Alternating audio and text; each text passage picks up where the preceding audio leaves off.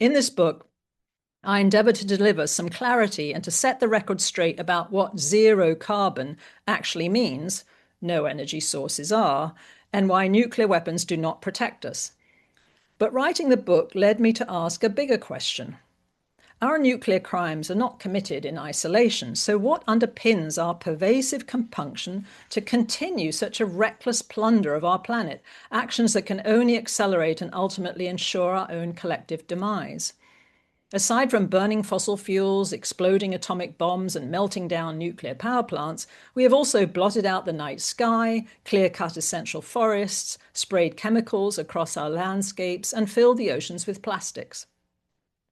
In following such a clearly self-destructive path, we have not only harmed ourselves, but also disregarded the survival of the thousands of other remarkable creatures whose homes we have turned into our refuse dumps. The fact that we refer to animals in a derogatory way, worthy of ill treatment and viewed as lesser than, is already a problem and symptomatic of our misplaced hubris. In wantonly destroying these crucial members of the web of life, we have set ourselves on the pathway to our own demise. Consequently, we must ask whether our blindness to the nuclear dangers is part of a larger malaise. As we look down at our cell phones and not up at a star-filled night sky most of us can no longer see, have we become oblivious to the significance of our miraculous blue marble, causing us to lose all sense of where we belong in this mysterious universe? And if so, will we fight to save its inhabitants? The answers lie in all of us and our willingness to act. This book does not try to offer all the solutions, other than to shine some light on a few of the alternatives we can support and deploy immediately. The technology is there, it's the political will that is missing. In putting a human face on the nuclear story, it is hoped that this book will inspire a strong resolve in its readers to refuse to accept nuclear power as a climate solution and to work for the abolition of nuclear power and all nuclear weapons.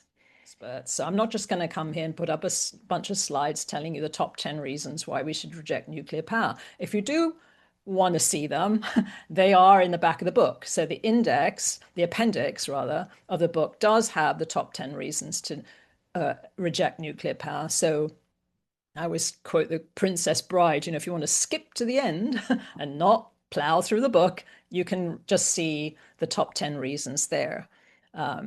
But I think the other thing that in writing this was I wanted to bring the nuclear piece into the wider context of other things that we're doing to our planet, because it really, to me, raised this question, which I think we all ask ourselves, those of us who are embedded in this movement are like, why on earth would anybody support this? Why would our politicians want new reactors? I mean, they're obviously wildly expensive and not going to be here anytime soon and make unsolved radioactive waste and could melt down. There's just sort of no logical answer to that.